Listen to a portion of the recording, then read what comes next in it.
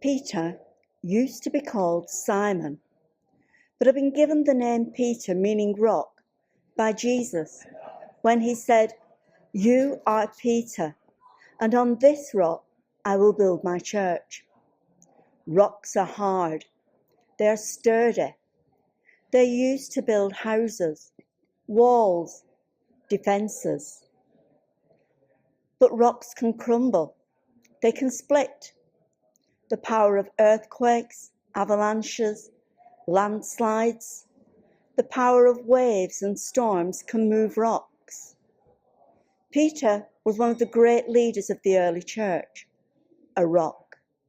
Yet at one point in his life that we know about, we read that he crumbled.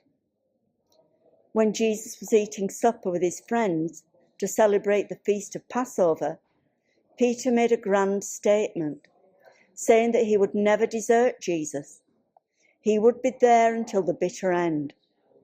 He went with Jesus to the Mount of Olives, to the Garden of Gethsemane. When Jesus was betrayed, he was there. When Jesus was taken by the soldiers, Peter followed at a distance, a part of the crowd gathering in the courtyard of the high priest. Was it courage or cowardice that led him there, to warm himself by the fire? The gossips around the fire made it an uncomfortable gathering, and the glow from the fire was just enough to make him recognisable. Then the accusation started. You were with Jesus. You are one of them. You have the same accent. To stand up with the truth was just too risky. When under threat and scared out of his skin, putting some distance between himself and the one being accused seemed the safest course of action.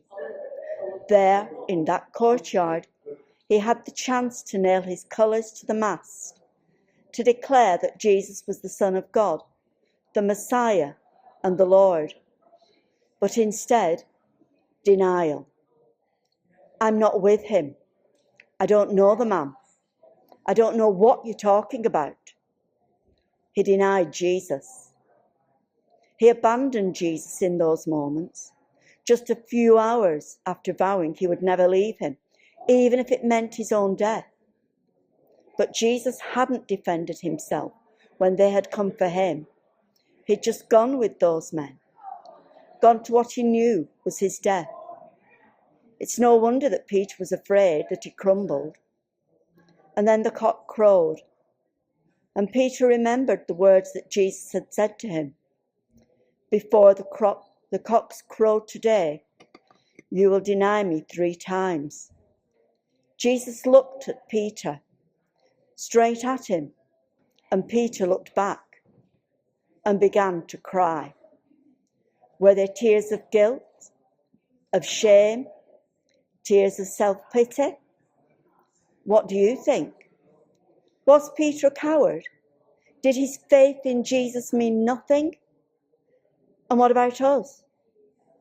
We may not fear death by standing up for Jesus, as they do in many other countries, but do we deny Jesus by staying silent when those we're around say we believe in fairy stories, when we're accused of being part of a church that's irrelevant and out of touch, when those we know and love accuse us of being God-botherers and make fun of our faith? Do we let those words make us doubt who Jesus was, who he is?